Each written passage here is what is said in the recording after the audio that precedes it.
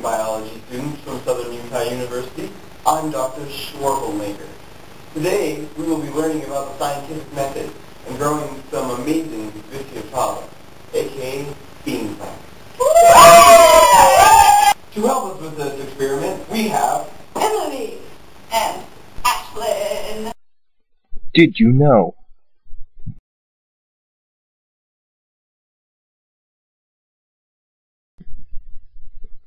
Now you know. Before we begin our experiment, we need to go over the steps of the scientific method. What's the scientific method, Dr. Schwarzenegger? The first step of the scientific method is observation. You have to observe something to come up with the second part, which is your question. The question is what you are asking yourself and why you are conducting the experiment. We've seen commercials about tomato plants growing upside down, so we wanted to know, will a bean plant grow better upside down? The third step to the scientific method is the hypothesis, or your best educated guess to what your results are going to be. Our hypothesis is that the bean plant will grow taller upside down. The next step is the prediction. It's kind of like the hypothesis, but stated in an if-then statement. Our prediction for this experiment is if we plant the seeds upside down, then they will be 5 centimeters taller on average than the control group. You then conduct your test. For our experimental design, we acquired 10 bean plants and planted all of them in the pots provided. We numbered them 1 through 10, watered them, and left them to germinate.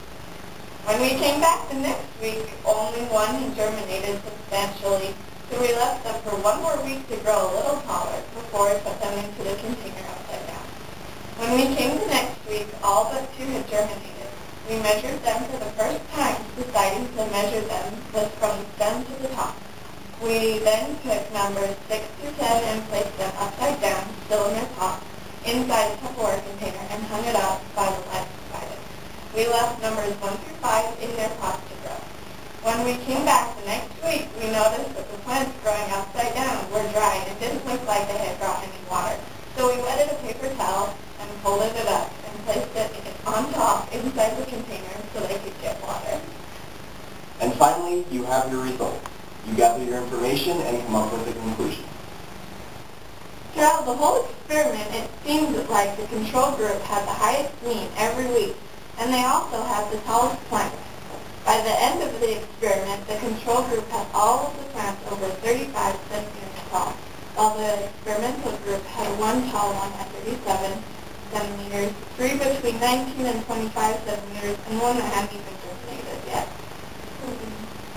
So from your data collected, it seems like you cannot conclude that plants grow upside down grow taller.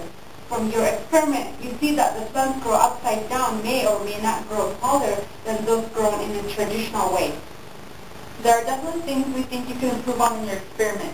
We noticed that after a while the plants you grew upside down all had black edges on their leaves. We assume that this is from the fact that the container was hung too close to the light. So when the plants started to grow taller, they started to touch light and got fried. If you were to do this again, we would suggest you find another way to hang them so they don't get too close to the light.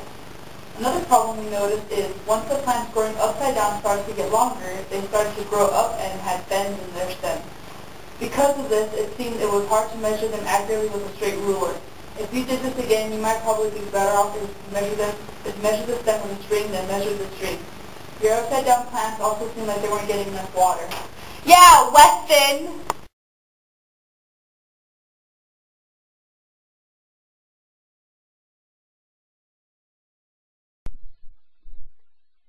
Did you know?